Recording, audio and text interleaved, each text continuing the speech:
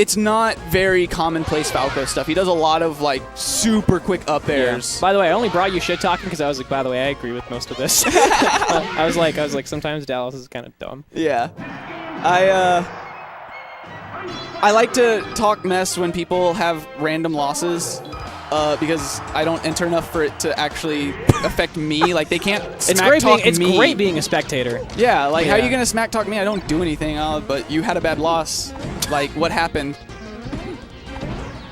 So, okay, so they're just going straight into this. Yeah, the question here is, what kind of Ices practice has Magi ever had?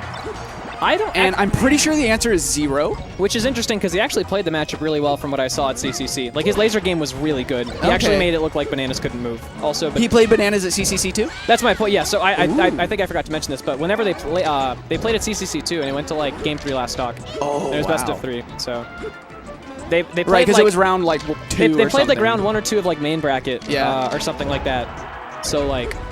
Low-key, Bananas actually almost lost early on because Magi was hella underrated.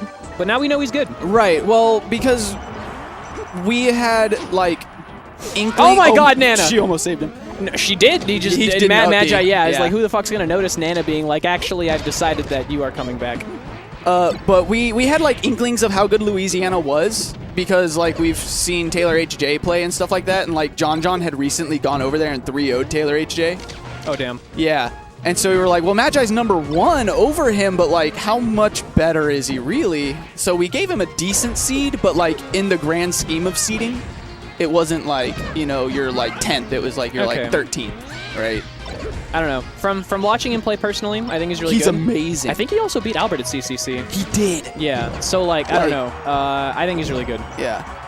It's that classic, well, who is good in your state, and it's like only the #1. Okay, so that happens a lot of the time. Sometimes you just have a player that either moves to the oh my god, that was a really good Nana save. Yeah, sometimes you have a player that like moves to the state that like is randomly good. Or sometimes you just have that one like player Ace in San Antonio. Or like Cyrox. Cyrox is the best player in his region for a really long time. Yeah. Fun fact, I knew Cyrox before his come up, and it was really funny having to listen to him like talk about improving at Melee, because there was like nobody in his region, or at least nobody that was even close to push him on improvement. He just had to play. He just had to play net play constantly. He's definitely a really good example of like somebody who had no one and became something. Right. So like it's so much harder to get good without any actual like people to play with, but it's like possible. Right. Yeah. There's so many tools nowadays. Yeah. The replay function on 20XX is actually the sickest. Yeah. Just making, I mean, for what it's worth, Tournament Edition isn't really at tournaments, not gonna lie. Like, people inconsistently bring it. Yeah. But, like, being able to tell a character, like, I want you to do this attack into this thing, and I want to see what DIs get out. Oh, I thought you were talking... I meant Tournament Edition. No. I'm talking about... You're talking about Training Pack. Yeah. Yeah, it's confusing that they have the same names. Yeah. Yeah, but you can, like, control... the computer and tell it, like, up throw me and then do this. You can just make it into a human. And then you sit there and you just practice what DIs get out of this setup. You can just, like, practice the counterplay without another person to actually, like, have the counterplay for you. So it's so sick. Right now, Magi is killing his Nana and gets a sick back air, though. Yeah, that back air was, like, atrociously DI'd. He basically just went straight down. I think...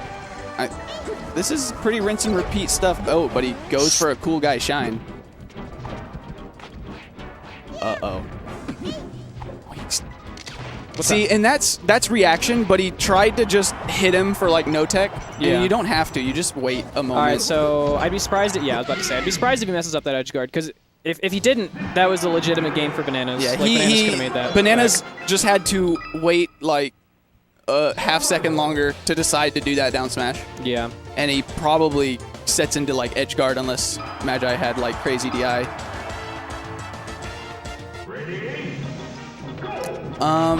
This is best of 5, right? Nope. What? It's winner's quarters. Yeah, but it's not top 8. Winner's semis is top 8, isn't it? Yeah. So if you were to lose this match and the next one, you would get 9th. This is top 12. Holy crap! This point in bracket is top 12. Why is Magi here? How did he do this? What? Get to winner's quarters? No. Be in Dallas. Oh, he drove like 7. Oh, also, I forgot that wobbling's a thing. I literally hadn't seen it up until this point. Magi had done really well to like just not be in grabbable places. He didn't get grabbed. And I think he got grabbed by Sopo once or something. Yeah, but it was very safe pressure and really good positioning on a lot of his stuff, so he just wasn't near the climbers to be grabbed that entire first game. Which, like, if you're playing versus ice climbers, if you're playing versus ice climbers, that's one of the tactics. It's like, well, they can grab you if you're on the ground near them. Yeah. So what if I'm not there?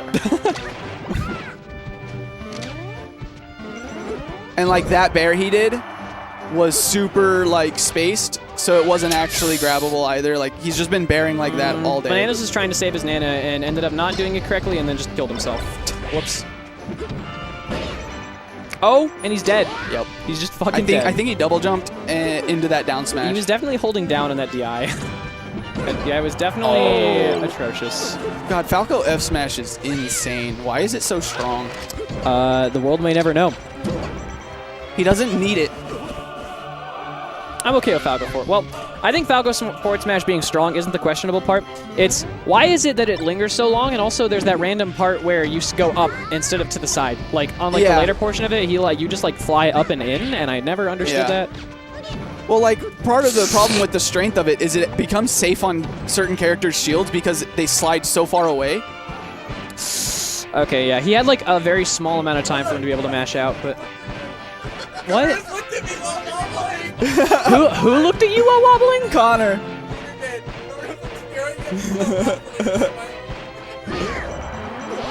So we got Ham Yojo sitting next to the computer, and there's a window, and Connor gets the wobble and then just stared at him for a moment.